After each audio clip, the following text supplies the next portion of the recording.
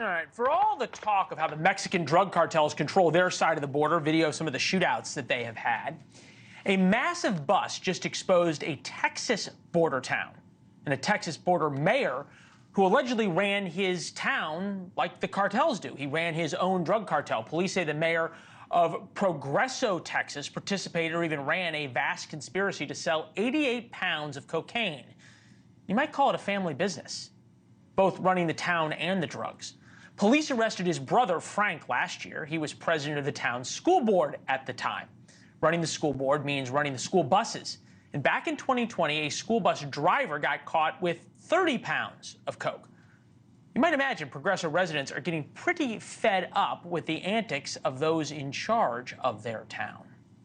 A lot of our citizens are concerned about the fact that the people that are running the city and the school board, by the way, are people that have federal offenses and have been running the city down instead of building it up. Dave Hendricks is with us, reporter from our affiliate KVEO in McAllen, Texas, who's been working on this story, and Alicia Pina, who ran for the Progreso School Board all the way back in 2011. Alicia, when did you heard about this story? Did it surprise you? Not one bit. Why not? Because being so close to the border, they always turn to narcotics to pay for their party and buy votes. Dave, help us understand. Are these little border towns like individual fiefdoms, and the mayor and the school board just run everything? How is that possible? Progreso is a very small town, and it's had a long history of problems with public corruption. Certainly not all towns are like this, but Progreso is definitely a problem. When you say problems with public corruption, was it clear, and reporters get a feeling for this, that there was a family business going on there? The politics in the town certainly was a family business, with the mayor and the school board president being brothers, right? But I'm not sure that anyone realized perhaps that they were moonlighting as drug traffickers, as alleged in this indictment. How'd they get caught?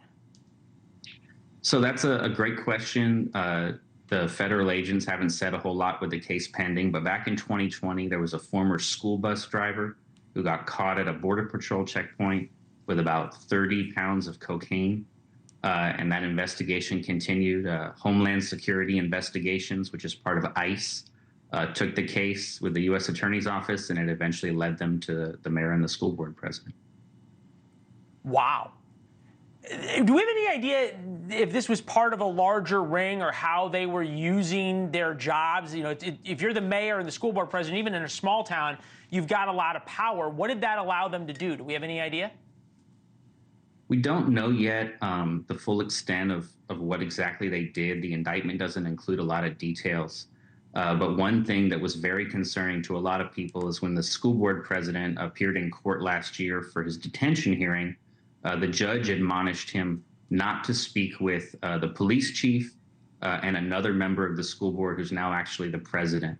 And that's an admonishment usually reserved for people who are witnesses, co-conspirators, or victims. And so it raised a lot of questions about what was going on there. Well, no kidding, especially about the police chief. And the police chief, so far, as we understand it, hasn't been implicated in this, correct? No, not at all. Wow. All right, 88 pounds of cocaine. That ends up being worth $2, $3, $4 million, depending on exactly where it ends up. Alicia, what's happening in the town now? I mean, you ran for school board all the way back in 2011. Obviously, the town political machine kept you off. How's that worked out for you? I have not put my guard down. I'm very active in the community. And for anything that we see, we always report it to higher officials. And that's what we basically... You heard from Dave about the police chief there. Is these little towns run like kingdoms? Unfortunately, they do. And we are fed up with it. We can't tolerate this. Thanks for watching. Go to joinnn.com to find NewsNation on your television provider. And don't forget to click the red subscribe button below to get more of NewsNation's fact-driven, unbiased coverage.